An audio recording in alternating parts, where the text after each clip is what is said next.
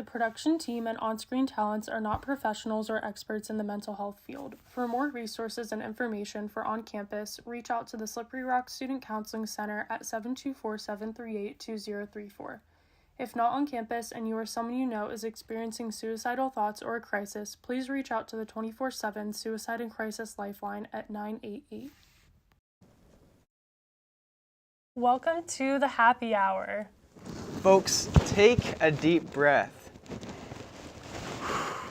I'm glad you're here.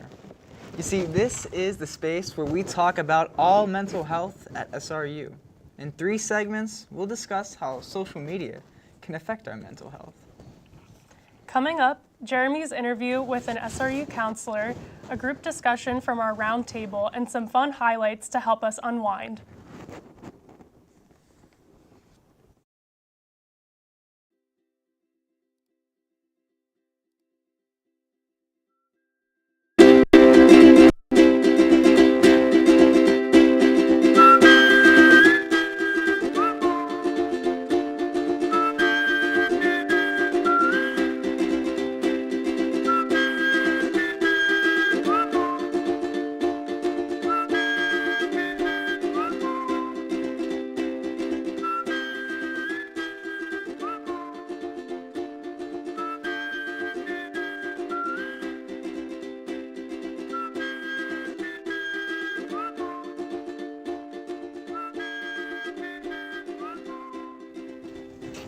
All right, in this episode of the Happy Hour, we will discuss social media and how it affects students' mental health.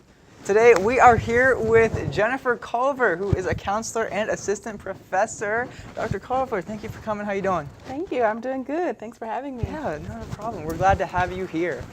Glad to have you here. Before we start with the interview, we had the opportunity to talk with a couple students and how they felt about social media, how they might use it throughout the day, right? So we're actually going to take a look at that package right now. Okay. Mainly Instagram and Twitter. I mostly use Instagram, Snapchat, TikTok, sometimes Visco. I use Snapchat and Twitter and TikTok. All of them, Instagram, Twitter, Snapchat, all of them. About an hour, maybe a day, not that much. Probably most of my day. I'm addicted to it, so. Not that much. I mean, mainly on Twitter, just checking out what's going on, reading news, but I don't really use social media that much.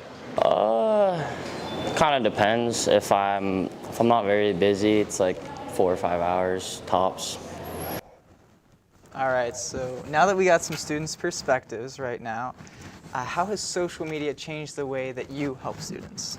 Yeah, I think that's a great question. I think one of the things that social media has done is it's given us some additional ways to reach students as far as advertising some of the programming that we do. Also, when we think about social media, it's a way where we can put out information related to mental health. I think another thing that's impacted how we work with students is that we have to take into account the impact of social media on their experiences. And so sometimes it's not so much that we're using it, but we're talking about how it's Also, there's different apps and things of that nature that can be helpful that we may use or recommend for students. Well, on that same note, what would you say is a healthy amount to spend on social media? Yeah, I think that's a really complex question. And I would love to give you a simple answer and say, here's the number. However, when we take into account people's goals, their circumstances, it ranges. And so instead of giving a specific number, I think what's better for us to look at is how is it impacting our ability to function in life, right? How is it impacting our ability to manage our schoolwork, to connect with friends and family, to maintain our health and wellness? On average, though, we find that people spend about 2 hours a day on social media when we look at the research. 2 hours. And now that's a healthy amount, right? I'm not saying that's necessarily a healthy amount, because for some people 2 hours may be too much, depending on what's on their plate. But when we think about the average, that's typically what people are spending on average. Understood. I gotcha. Good to know. Now, before we kind of change gears here, we asked students some more questions in another package, this time regarding the role social media plays on their mental health. So let's check that out. Yes. don't really feel like it's played that too much of a part of it. I mainly use it for sports and that kind of stuff. I think in the past when I was younger, it hurt more at times, but it never like sat with me like long enough, and I don't really care anymore. It's just fun. A lot of standards out there that are now being set. I feel like, you know, like how someone should look, and I mean, it hasn't really affected me personally, but I think like I see that it affects other people pretty heavily. I would say it's actually probably boosted it because I do a lot on there for like work and stuff. So I don't know, I find it very fun. All right, so after checking that out, how much of an impact do you feel social media plays on students' mental health? Yeah, I think that's a great question. I think before I start to answer that specifically, I think talking about in general, when we think about people in college-age students, what we often see as mental health concerns. The most common that we often see are stress, anxiety, as well as depression. Yeah. When we think then specifically about social media, some of the things that we see in the research is that social media impacts things like anxiety. Definitely. It impacts things like one's self-worth, right? It can increase depression, and so it does have an impact on mental health. It can. I think also I've talked about some of the negative ways it can impact mental health. It can also have positive impacts as well, right? So we know that social media, for instance, can foster connectedness for people. We know also it can be a space of resources and so provide education and information, right? So there's both negative and positive impacts that it can have on mental health. Oh, definitely. Yeah, I can see that for sure. So we see this emergence of new social media apps at the time. So how do you think you can stay up to date on them and learn from them so that, you know, you can know how they might affect students? Yes, so that's one thing that I try to take the time to be attentive to, right? So I do use some social media, but I would definitely say my use of social media is probably also more reflective of my generation, right? Of course. So that's where I make sure that I'm continuing learning from the younger people in my life, right? So asking, what are the apps? What are you knowing? What's going on? Because they're continually changing. But I do think that it's important, even if we're not using a particular area of social media, that we maintain awareness of it, that we understand both how it's impacting our generation, how it's impacting generations that are under us and above us, because I think that ongoing awareness helps us connect, communicate, and empathize for other generations. Oh, definitely. 100%. Now, we obviously know that it plays an effect in this no matter what, right? But we also wanted to get students' perspectives on how they prevent it from being so negative. So we prepared another package. Let's check that one out. Yeah. If I see something that I don't necessarily agree with on social media, I'll just close it for the day. Don't look at it. I think I've stopped looking at social media if I knew I was having a bad day, but I don't think I've gotten to that point in a while, so I think I haven't had to. Yeah, just staying off of it. I think that's the easiest way if anybody's having trouble. Just using it the right way, I guess. All right, so we heard those answers there, right? But we want to know from you, what are some of the ways that we can combat the effects of social media? Yeah, I think one of the first things when we think about trying to kind of prevent or combat the negative impacts of social media is being attention and having awareness of kind of what are some of those things, right? Okay, and so awareness is the first thing. So when we think about social media, one of the things is increasing your awareness of your experience with social media. When we experience social media, things are coming at us so rapidly that sometimes we're not even aware of their impact, right? And so thinking about, okay, I just consumed this particular content. Yeah. How am I feeling? What am I thinking? Right. A lot of times, scroll to the next, scroll to the next, right? You're telling and so being attentive to what is the impact. And then doing what we call an audit, and then also continuing to kind of look at and assess how things are. So when I think about that audit, it's looking at what is the content I'm consuming and why. For instance, sometimes we follow people because they're a friend of ours, but not necessarily because we want to consume their content, right? And so really being attentive to, is there a particular friend that every time I see their content, I'm beginning to engage in social comparison, right? And when I compare myself to them, how am I beginning to feel about myself, right? Ooh, maybe I don't want to keep following this person because I'm continuing to compare.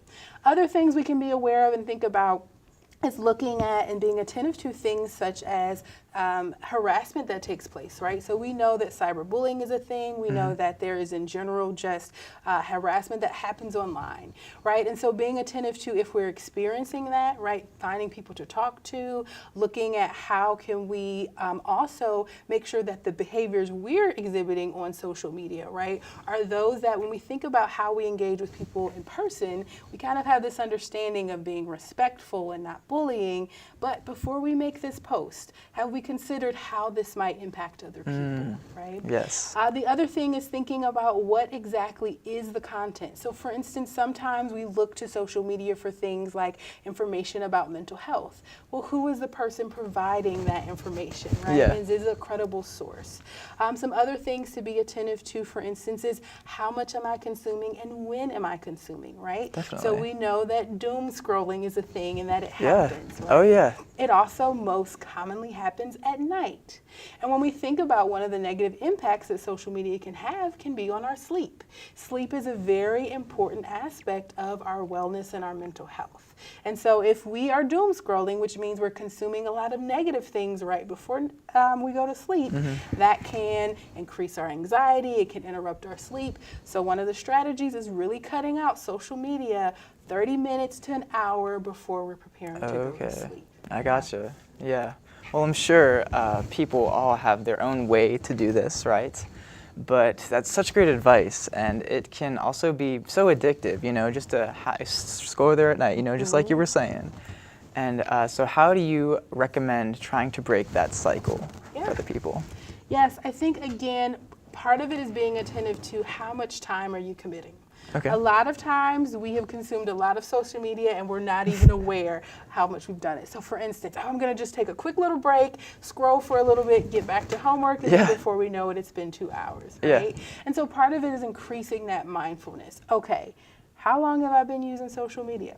Now, some of us aren't fully aware, so we have some great things on our cell phones and other things where we can limit our time, right? But also, let's be honest, sometimes we put on those limits, those warnings come up and we put dismiss, right? But even if we are hitting dismiss, we have to intentionally take a moment to dismiss. And so part of it can be, wait a minute, should I hit dismiss, right? And so that piece of being honest with yourself, that self-awareness about your use. Other things when we think about it is really thinking about the content that we use, right? And subscribe to, and really curating that, right?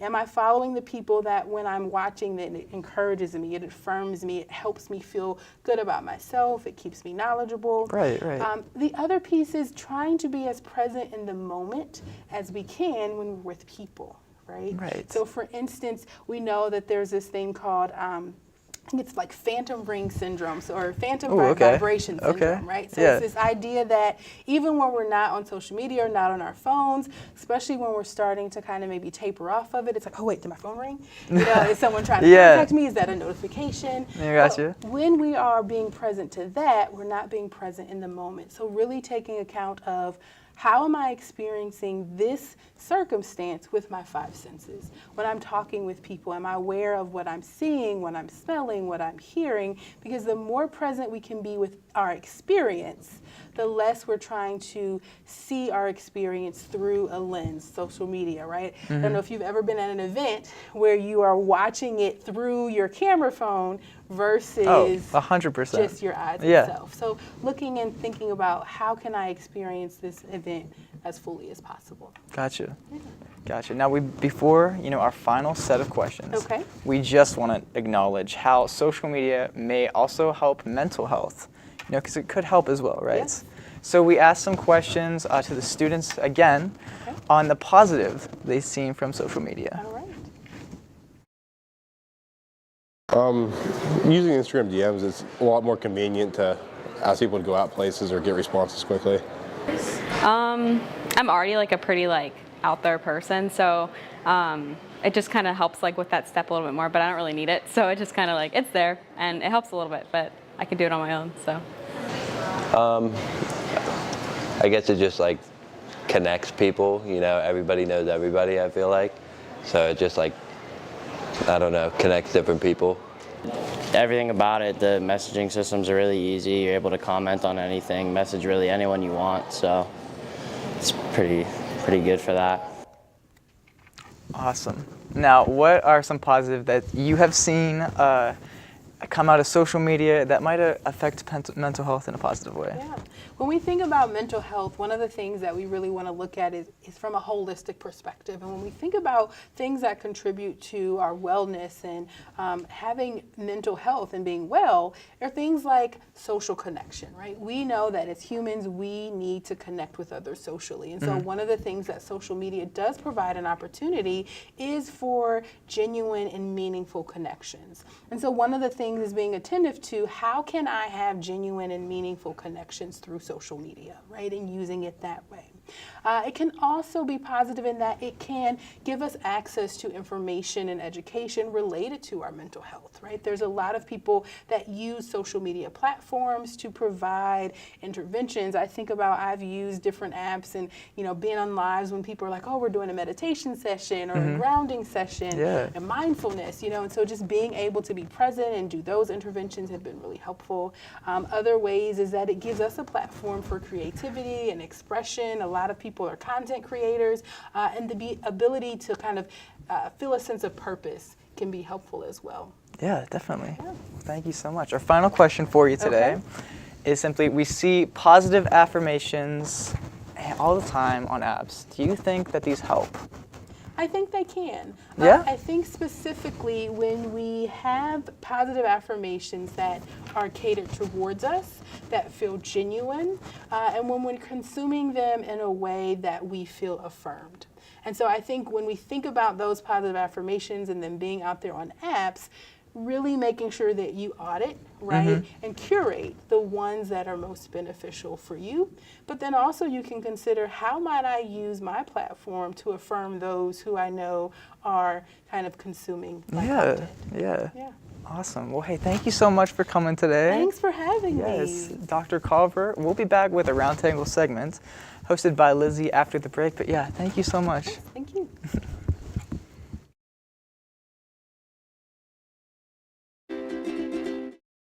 Hi, I'm Rob Disman, and I'm the owner of your local Domino's Slippery Rock. I started out with Domino's as a delivery driver when I was in college. Ended up really liking the job. Worked my way up through management to the supervisor.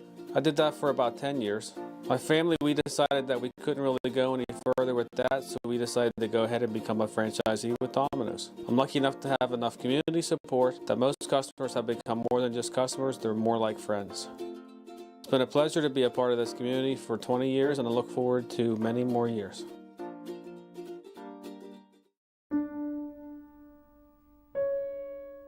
As years pass and people come and go from our lives, all we have is our memories.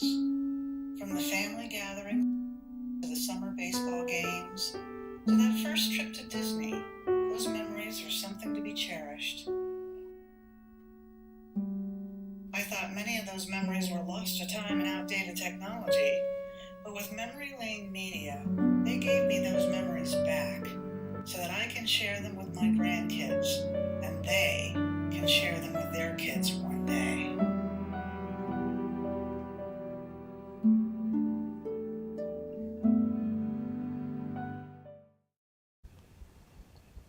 Welcome back. Once again, we're joined by 3 students for our happy hour roundtable. Welcome, everyone. Hi. Hello. Hi. Today, we're here to discuss social media and its effects on mental health. Joining us today on the roundtable is Cameron Martin, Brandon Burdick, Daniel Williams, and Dr. Jennifer Culver.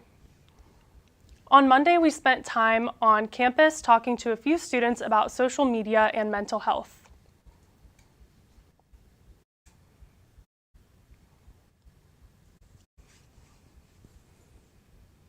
My name is Stephen Green, and I'm a civil engineering major. Honestly, I feel like, especially for TikTok, it was like showing me a bunch of things I did not want to see. So for my own mental health, I deleted TikTok so that I didn't have to see those things that were coming up on my For You page, as they would call it. So I think social media can have an effect on mental health a lot, for sure. My name is John Jasinski, and I am majoring in exercise science. I think there's a mixture of kind of positives and negatives in social media. I think social media can be used a lot for harm in terms of mental health, just because, you know, there's a lot of comparing. When you get onto the internet, you see people who, I mean, I'm an athlete, and so running pages pop up, and I always see people who are faster than me, and so in that terms, it can be negative, but at the same time, it can connect people, and it can kind of improve your mental health through connections of people who might share similar interests.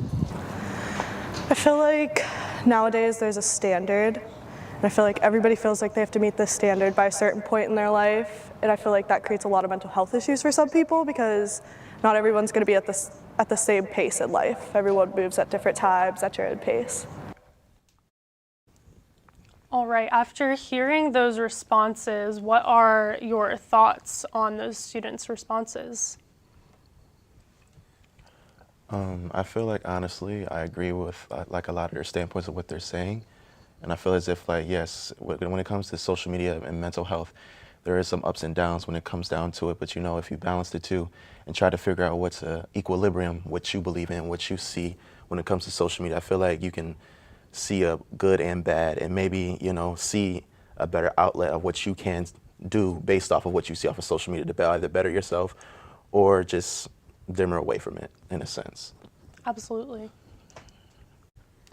I just think social media kind of shows like the highlights of certain people's lives, and you know, like it was said, we're not all in the same place, and it kind of just can mess with people's heads because you're not always going through like the great highlights of life. There's all different stages that you can go through. Yeah. Yeah, and for me, like social media is just like it's all about the balance between, you know, like when you're on it, like you don't want to be on it for extended periods of time, but like it's also useful in certain situations. Yeah, it definitely can be positive as well. Any thoughts, Dr. Culver, on those students' responses? Yeah, I would agree with those. I think when we think about, someone mentioned, for instance, that comparison, I think you mentioned a highlight reel. A lot of times we're viewing people's highlight reel, but we're comparing it to our kind of background story or maybe our blooper reel. And so I think being attentive to what people are actually posting, right? I've been guilty of it, taking 30 pictures just so I can post one, not because the picture wasn't good or I wasn't excited about the moment, but because it needed to look a certain way, right? And so that we really want to be attentive to how that can impact our experience or how we feel about the trip.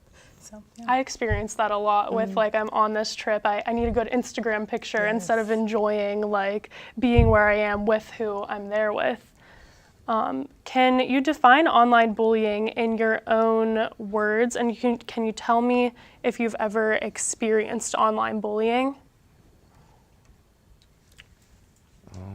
In my own words, I think online bullying is the betrayal of pretty much causing harm from a verbal aspect and inflicting a lot of damage to them from a psychological standpoint, to the point where, you know, they feel they're like beneath them in a standpoint, so that they can have some type of dominance in aspect and making them feel little in a sense. So I feel like that, and I had never experienced that. Probably, I'll take that back. I probably experienced that playing Call of Duty or like playing video games or something like that, and people like putting it on the web and then experiencing that, and then like, and it kind of affects a person's mindset in a sense, but then you build a tolerance towards that as you get older, because if you know, been through a lot of different things, you understand that, yeah, it may happen, but like, it comes to a standpoint where you're like, okay, it happened, well, I got to move on with my life, and I know that's not me, that's not who I am. So if you build a tolerance to certain things when it comes to bullying, even in real life, when it comes to people bullying, people like stand up to their bullies, people stand up to people that, you know, that treat them in a bad way, either in a positive way or in a negative way. And it's up to you to figure out that balance of what you want to be as a person, who you want to portray to that bully, so that in a stance you would stand up to them. So Yeah, I think that was really well worded, and building that resilience to it as you get older, like you said, definitely makes a difference. I mean, I'm struggling to think of anything to add. Yeah, that was like a great response. Yeah, no, it really was. For me, I think that what was it, cyberbullying? Cyberbullying I think is just being mean to someone online, really. I've never really experienced it myself, but I've like witnessed it. Like if I go watch a video on TikTok, I'll see it in like a comment section, someone getting like bullied. But like I just think that everybody should be nice to each other online. I mean, not always, but Yeah. Like Maybe there's certain things you can point there's certain out. scenarios where it's like, yeah, but I don't think you should bully. I feel like bullying is like someone who can't really defend themselves. Yeah. Right. And like you said, it's someone trying to make someone else feel bad so that they feel bigger. It's not productive. Projection and at its finest. Yeah, exactly. I think one thing to be attentive to as well is oftentimes we see a lot talking about like the cyberbullying or the major things that happen, but one of the things you brought up was witnessing it, right? Yeah. And we can witness harassment, other people being mean to other people, and that can impact us, right? That can impact how we experience the world, our sense of safety, our willingness to share our own opinion. And so even though we may not experience it directly, even witnessing harassment on social media impacts our mental health. Yeah. So what social media do you all use? What apps are we all on? Me frequently, because of the fact that I'm a comm major, I do a lot of communication and a lot of digital media. I have to have social media by my side. Obviously for business inquiries or when it comes to creating content or like editing purposes, I have to have it. I try to stem away from it at times to alleviate myself of the stress and the anxiety that comes with social media. Because at times I'll make content and stuff like that. I'm like, okay, I made this content. I need to go do something else to alleviate that stress so I can keep my mind off it so it can grow and do what it needs to do. And I just got back on Instagram after like 2 years. I like literally downloaded it last night, you know, because I needed it because of like, again, business inquiries when it comes to my content creation. And I use TikTok and a little bit of Twitter for like funny stuff because Twitter is just the mecca of like a whole bunch of stuff. It's just ridiculous. It's just funny. And and YouTube as well. I use YouTube as well. So that's about it though. Yeah. What about you guys? I use TikTok a lot and YouTube. I try and limit myself to not as least amount of social media apps as possible, but I kind of try and stick to a few. I have family that lives overseas, so I'll either Skype or kind of like FaceTime them whenever I get a chance. So, the social media that I usually use the most is probably YouTube and like Twitch. I mostly like watch videos and stuff. I did use a lot of like TikTok and Instagram before, but I had to delete it because, like you said before, I would just scroll for like 2 hours. It wasn't very productive. The doom scrolling. The doom scrolling is real. It's real. But like Brandon said, it also opens up so many different lines of communication if you have people that are far away and allows that connection. I am always online. I work online on social media, so my job is my phone. My work is in my group chats and on all the apps, so my screen time is through the roof. So let's take a look at some responses we got when we asked if those same peers ever experienced something on social media that was poor to their mental health.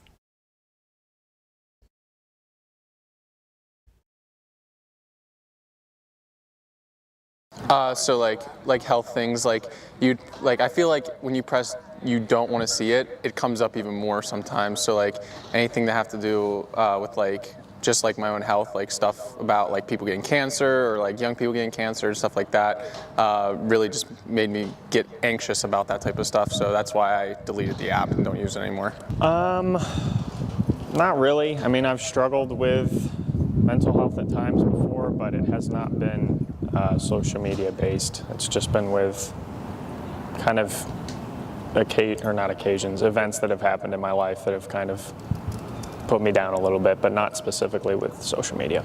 Oh yeah, I feel like everybody does a little bit.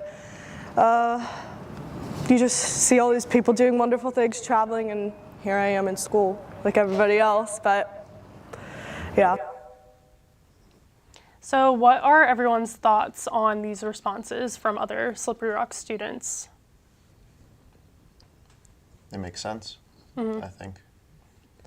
I'm trying to think of something else to add, but they kind of make sense, and you can see some different perspectives, like what the last girl said about you see other people doing amazing things and you're here at school, but like it was said in a previous interview, it's kind of we're all at different stages in our life, and sometimes if you kind of dig a little bit deeper at certain content creators, they're all just kind of doing it for that 5-second viral clip, and then after that they kind of go home and you don't really know who they actually are as a person, so that can be kind of the challenge there. Yeah, and I think we can appreciate that we are at all different stages, and like it's okay to be on a different page as someone else. Like they might be jealous of you while you're like, oh my gosh, their life is so much better than mine, but like they wish they were doing what you're doing or something like that. Yeah, I can honestly see that. You know, I feel as if like when it comes to social media, I take it in dosages because like I consider it not a reality, because that's what social media is. It's just a fake engine that pretty much generates a bunch of content for people to be entertained by, just like a newspaper. You know, newspapers are the same way before social media came into play. It's just a bunch of stuff, you know, for people to be entertained.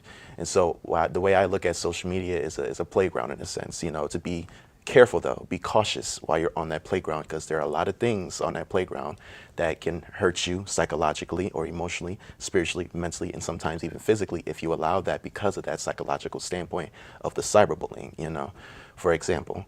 And I feel as if like if we have a coherent balance of that, maybe it can shift the tone of what we see in reality, of what we want and what we don't want, what we need and what we don't need, in a sense, when it comes to our whole aspects of social media.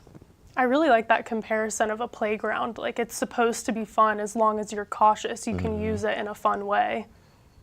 And I would like to also point out like the positives of social media, like you talked about a little bit before. You can spread health information and people host meditations on their live, and it can be productive for health as well. So there's a lot of different perspectives to that. So what does online bullying do to mental health? What are the effects that we see on our mental health from this bullying that's happening? A lot of suicide and suicide attempts, you know, when it comes to, especially from our youth, a lot of kids that go on social media at a very, very young age. I see a lot of that happen. I see, like, I recently seen something on Twitter about a kid somewhere within New York State. He committed suicide because of the fact that he could not take it, because people were bullying him on the web because of what he looks like and what he represents as he, they, them, and stuff like that. Because of the fact that people were making fun of him, and he didn't like that, and so he pretty much offed himself because of that. And like that's the type of stuff it's very saddening to see. You know, the fact of the matter, kids can't grow up in a society where it's not as healthy as it should be, as a child should be living in a stable environment. And the fact of the matter that social media, more so the people on the social media, are taking advantage of that, especially because of our youth. It leads to question like, who are we as people that are allowing these things to happen, especially to our youth, our generation to come forth like after us, in a sense. So. Yeah, that's horrible, and it should absolutely be monitored for kids. I wasn't even allowed to have, like, when Facebook was first popular, I couldn't have it until I was like 14 or something. Like my parents were like, you're not getting on there because it's dangerous. Any other thoughts on what bullying is doing to the mental health? Yeah, I mean, I think sometimes things we don't think about, you know, GIFs and memes are really popular, but people can create those, and they can create them from a simple picture. So you post a picture to celebrate something, and someone else now has turned it into a GIF to make fun of something, right? And so I think when we think about that, we didn't give permission for our image to be used, and it can then create this situation where we're being harassed or we're feeling bad about ourselves. And so I think even being aware of, as I'm reposting this image, right, is it something that might be harassment for someone else? Just that consciousness of being online. Yeah. According to the Pew Research Center's 2018 survey, 1 in 6 teens have experienced at least one or more of these forms of online abuse. Name calling at 42%, spreading false rumors at 32%, receiving unsolicited explicit images at 25%, having their activities and location tracked by someone other than a parent at 21%, someone making physical threats was 16%, and having explicit images of them shared without their consent was 7%. A 2018 survey found that 9 in 10 teens ages 13 to 18 believe online harassment is a problem for their age group. Would you say that you had a difficult time with online bullying during that time frame of your life more so than now, so as a teenager versus an adult? Yeah, I'd say so, because as Cam kind of talked about earlier, if you go through and you've been like experiencing bullying earlier in your life, you kind of build resistance to it. And I feel like at that time you're so like impressionable and moldable that whenever you're like, if you're going through kind of trouble at school or whatnot, and then you're trying to escape and you can't escape through social media, it kind of is a hindrance on you. That's a really good point. It follows you everywhere. If when you're done at home, could be more online bullying waiting for you at home. Yeah, so that tolerance aspect, I call it like a character development in a sense. As we get older, we're going to experience negative and positive things within this existence. You might as well just take it all as what it is and don't let it mold you or shape you. You define it of what you want to be. I tend to, because I've seen a lot of cyberbullying and stuff like that. I've seen kids get cyberbullied. Me, even myself, I've been bullied in person a lot. So I take those experiences and I mold it, and I know how to limit myself in a manner where I can be like what's not acceptable and what is acceptable, so that going forward I'll be like, okay, that's fine. I really don't care. I have a nonchalant aspect about people and what they say or what they say they're going to do to you, whatever the case it may be. So. And like you said before, that's a projection of that person onto you. That's not representative of who you are. So like you said, knowing who you are and just like taking that with a grain of salt, like that's not who I am, and I know that. I think that's really important.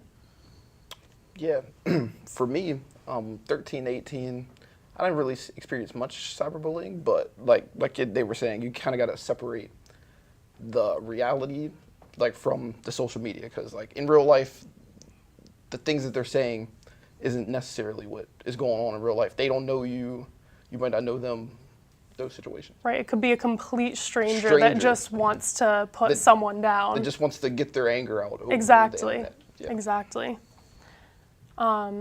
Next, going back to like being attached to our phones, do you find yourself anxious when you don't have your phone on you? At times, I'm not gonna lie, because of the fact that I'm always on social media, due to the fact that I do editing and stuff like that, I built like an attachment in a sense to my cellular device because of the fact it's everywhere on me at all times. Everywhere I go, I need it, regardless of what it is. I can sometimes even I'll forget it sometimes, and I have a panic attack in my head. I'll be like, oh God, where's my phone? I'll be like, oh, it's in my pocket. Sometimes it happens like that. It's just a natural instinct because we're so attached to our cellular devices. It's become instinct in a sense to a lot of people. Yeah. Me personally, no. I like to, if I could, I would go back in time when we didn't have cell phones, or I would just throw my phone away, but I know I need it to make calls if need be, or I do like going on YouTube before I go to bed, like a little bit before I go to bed, but other than that, I'm all right without it. Yeah, for me, it really depends on the situation. Yeah. Like if I'm just out in public and I'm like in line or something, then I kind of get anxious if I'm just standing there. But if I'm talking to someone or I'm having a conversation, it's easy to just be focusing on that versus on my phone. I've noticed that a lot in myself recently, like not having my phone out while I'm standing in line for something feels so like unnatural at this point. Like I feel like I'm sticking out if I'm not, like, because everyone in line or wherever you are waiting has their face in their phone, and it feels very like unsettling. Yeah. But I want to get more used to that feeling, and like you said, Brandon, like I wish we didn't have it sometimes, but I definitely get anxious without my phone because, like I said before, my job is in my phone, so I'm like, what if someone needs me? What if there's an emergency? So I feel like I have to have it. In terms of people close to your age, 94% of participants in the same 2018 survey reported feeling troubled when they didn't have their phones. So the next question I have is, what is the overall necessity to having your phone, and why is it so important? Why do we feel anxious without it? Kind of built up an attachment to it, Well, majority of people nowadays, we need our phones for communication and stuff like that to connect with people that we need, within our life, our personal needs and wants, whatever the case it may be. So I feel like our phones have really just been just attached to a lot of us, no matter if we try to get away from it or not.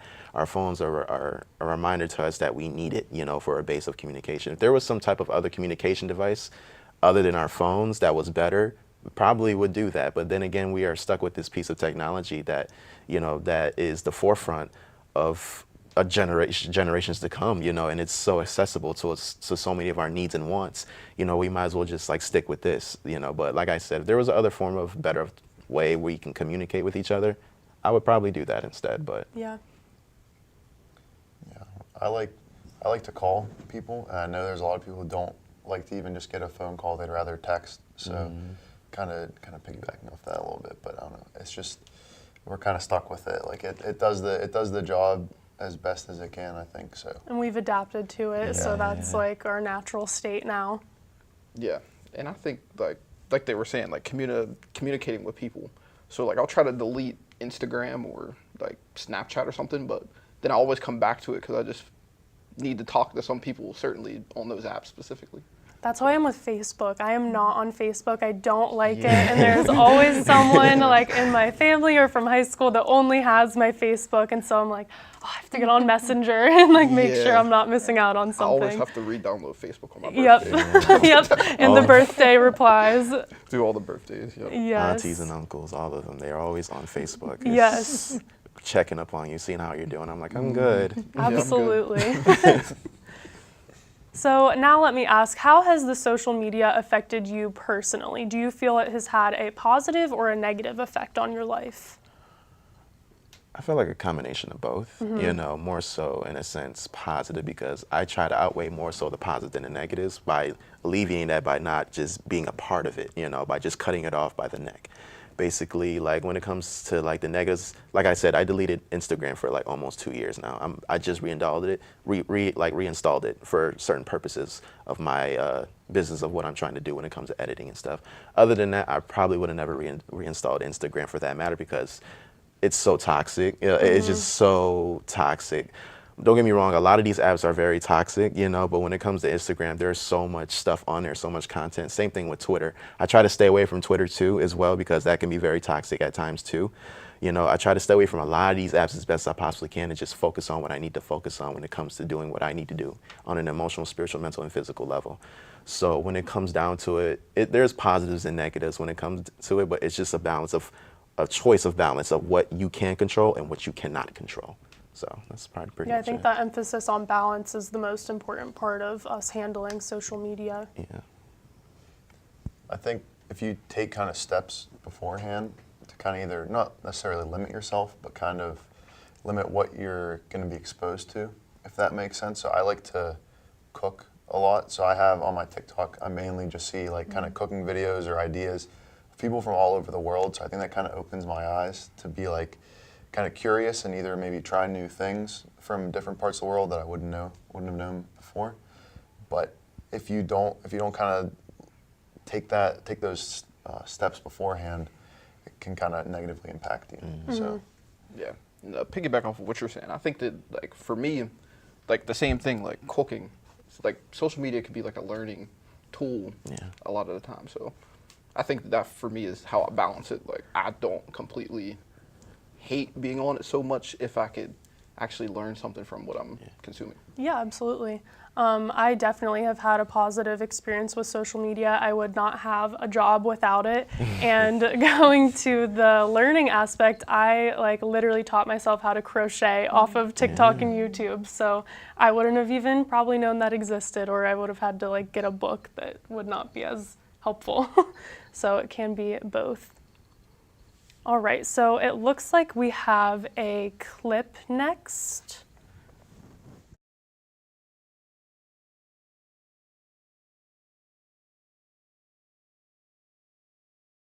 Seeing people do well, like my teammates when I used to wrestle and do football, them doing well, watching some like just sports stuff in general, that really helps my mental health, seeing people do good and seeing different sports and stuff like that, for sure.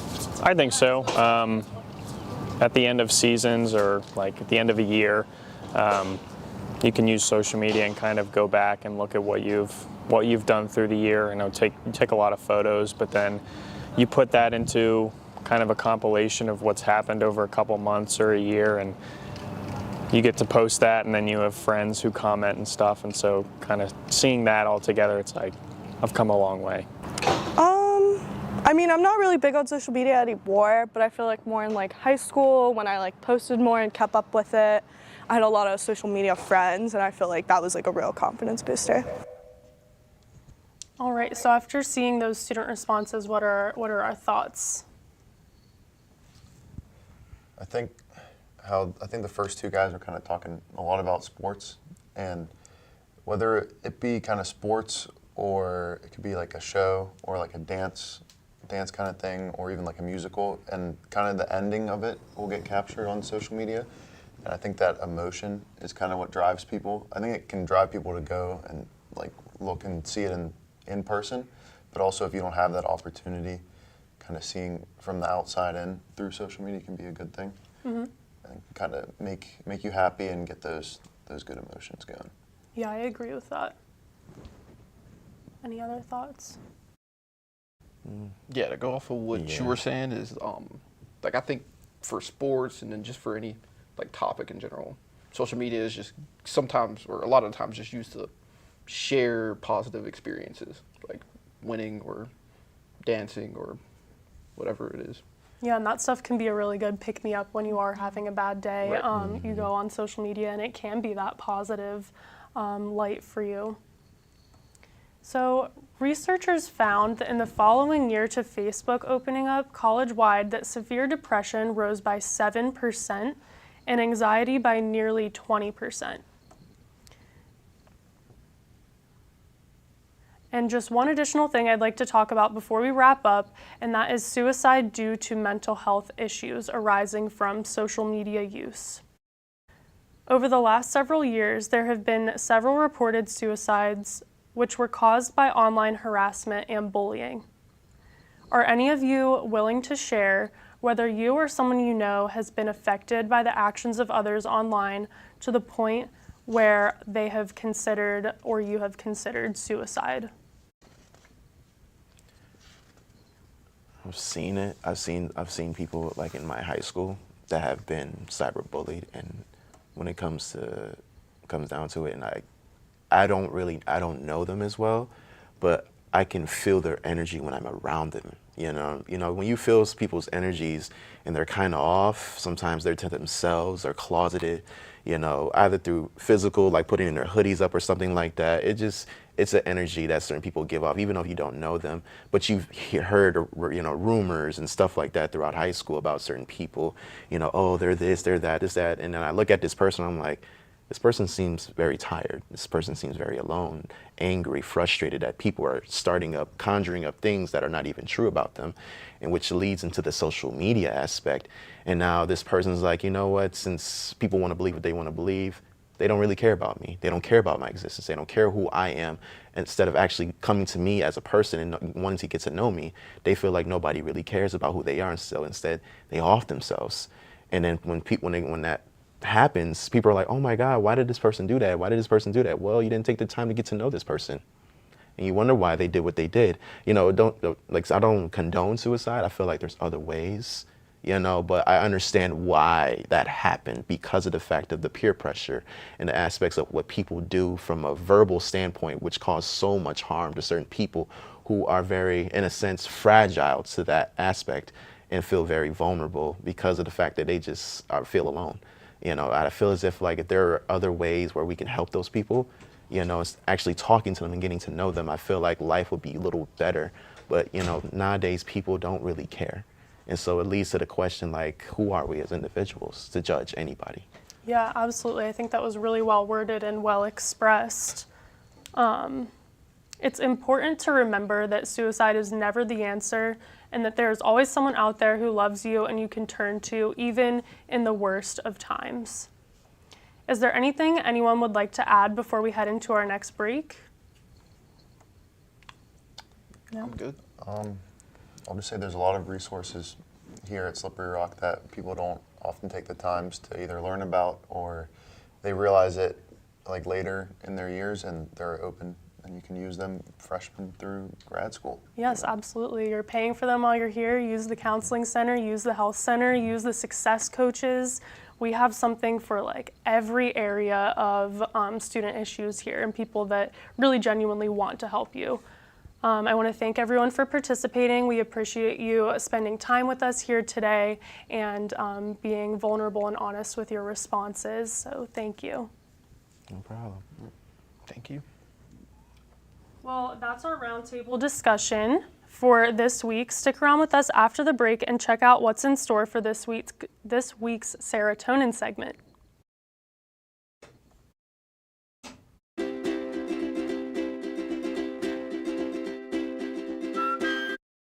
Hi, I'm Rob Disman, and I'm the owner of your local Domino's Slippery Rock.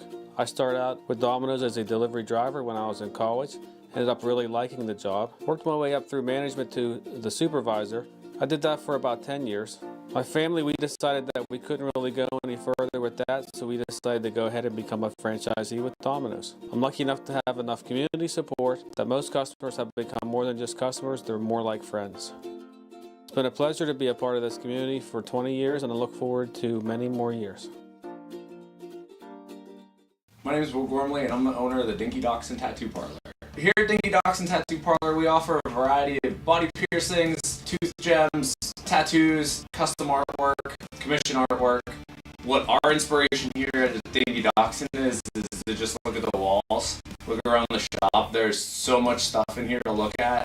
Our goal here is to supply our customers with a personalized, high-quality experience when getting a tattoo or a piercing. My name is Lily Hazett. I am the receptionist and the piercer. We also offer different kinds of jewelry, color jewelry, whether it's a hoop, a stud, and everyone can kind of pick out what they want. They don't have to start with something that's plain. They can start with something that makes them happy and it'll look good on their body or ear. I'm Alex Aspinall, and I'm the shop's second artist. What sets us apart from the other shops in town, the 6 other shops in town, is that we care. We like to make sure that every tattoo is for you from us, because we care.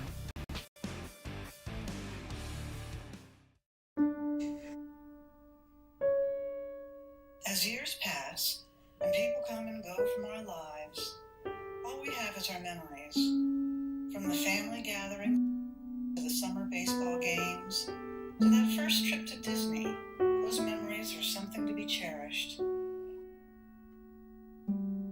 I thought many of those memories were lost to time and outdated technology, but with Memory Lane Media, they gave me those memories back so that I can share them with my grandkids, and they can share them with their kids one day.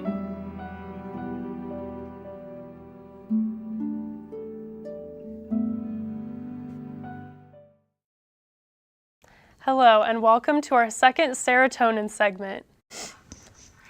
Now, this is the part of the show where we review, watch, and learn about all the funny, good and overall lighthearted things submitted to us this week.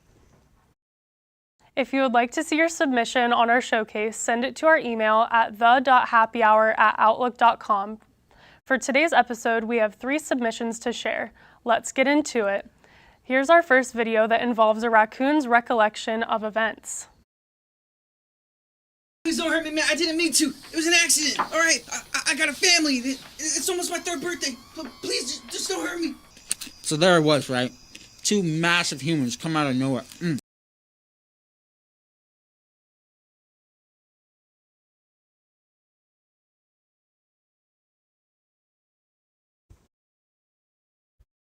Wow, so... He's too cute. He's I too think cute. he was innocent. Yeah. My only thing is, how was he hanging onto the pole? Yeah. 'Cause I saw his head was on the floor, right? That is an aggressive grip he has on that. Insane lower body strength, for sure. So here's our second one, and this one features a Cup Choir's rendition of a popular song.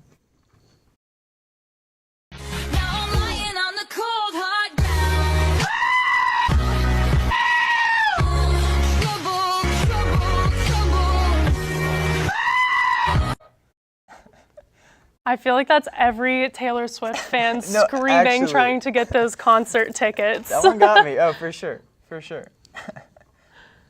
All right, and our final video involves a clever cat covering her tracks. No.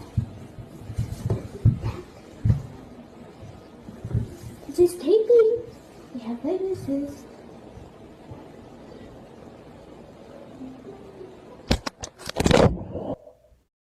Kat knows what's up. Yeah, I think she was just a little camera shy. She didn't want that camera pointed at her. I get it. It's okay. All right, next up we have a new edition called Weekly Highlights.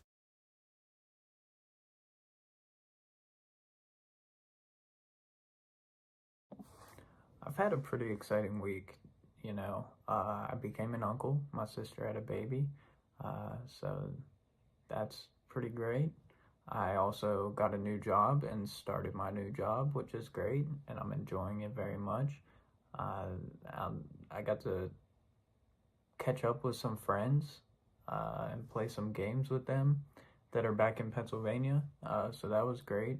Caught up on all my schoolwork. My survey's doing really well for a project. It's been a great week. I have a lot of highlights. It's been a great week. I'm excited for what's to come. Hi, my name's Molly, and the highlight of my week was going to the Pittsburgh Penguins game against the Boston Bruins. There was a man there that gave us his second row glass seats, and we didn't have to pay for them, so yeah. Hi, my name's Megan, and the highlight of my week was the power going out at work. We got to play Uno, and I also talked to a lot of my coworkers and got closer with them. I'm glad everyone's having such a good week. Yeah, That was a good pick-me-up to hear that they're doing well. Yeah, we need more of that around, you know, appreciate the Yes. good stuff, absolutely. Yeah, call it out. Again, if you would like to see your video or highlight submissions on our showcase, send it to our email at the.happyhour@outlook.com. That wraps up our show. Thank you for joining us for the Happy Hour. I'm Lizzie Klein. And I'm Jeremy Thing. See you all next week.